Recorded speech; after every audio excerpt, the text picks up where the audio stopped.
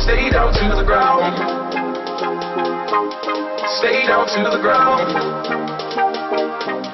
Stay down to the ground, ground, ground, ground, ground, ground, ground, ground, ground. Stay down to the dancing upright, oh, dancing upright, oh, dancing upright, oh, dancing upright, oh, dancing upright, oh, dancing upright, oh, dancing upright, oh, dancing. Hello everybody, this is Avery Heaney TV.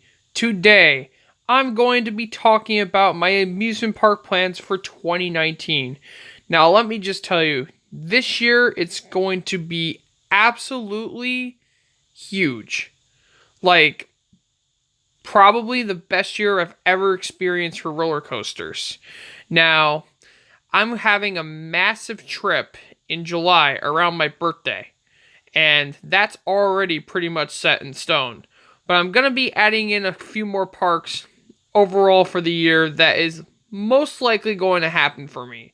So without further ado, let's talk about my plans for 2019. First off, we have one of my home parks, and that's the Great Escape. It is my closest Six Flags park, and it's not too far from my house, only about 45 minutes, so I'll be going there probably a couple of times. And Six Flags New England, of course, because it's the main home park I go to, even though it's a little farther in Great Escape. But I've had so many great experiences at this park, I just love to go as much as I can. We can't, of course, forget Six Flags Great Adventure. This park is amazing. I got a chance to go to Riding of the Bull in 2017 and 2018. I love the selection of rides they have, and I have friends who live in that area, so it's pretty convenient for me whenever I have the chance to go to Great Adventure. Dorney Park is also on the list for this year, because it's my closest Cedar Fair park, about the same distance from my house to Six Flags Great Adventure, roughly 3.5 hours. Specifically, I'm going there to buy the Cedar Fair Platinum Pass because it will come in handy for my big trip, which I'm going to be talking about in a few moments. I've heard great things about Dorney Park. My pal JJ has been there, my pal Rick has been there. They told me it is a great park, so I think I'm going to be trying to head there this year. Now we're going to be talking about my huge trip for 2019. So this is going to happen around the day after my birthday. I believe this is going to be the right order. That's just my prediction, but the parks listed will be on the trip. So without further ado, let's talk about where I'm going to be going this year. First off, we're actually going to be going to Great Escape because my friends have not been there. But then after that, we are heading to Le Ronde. I haven't been there since 2016, and after that, it will be heading our way. So after Le Ronde, we will be heading to, for at least a couple days or one day, I'm not sure, to Canada's Wonderland. It's a new park I've never been to yet. I've heard great things about it. It is a huge Cedar Fair park. And I'm really excited to try out their Yukon Striker, new for 2019. And it will be my very first dive coaster I'll ever ride. That thing looks enormous. It looks awesome as well, especially the first drop and the first dive loop. Whew, that looks like a lot of fun. I'm also excited to ride Leviathan and Behemoth as well. After our long journey in Canada, we will be driving down all the way to Santa Claus, Indiana to experience Holiday World.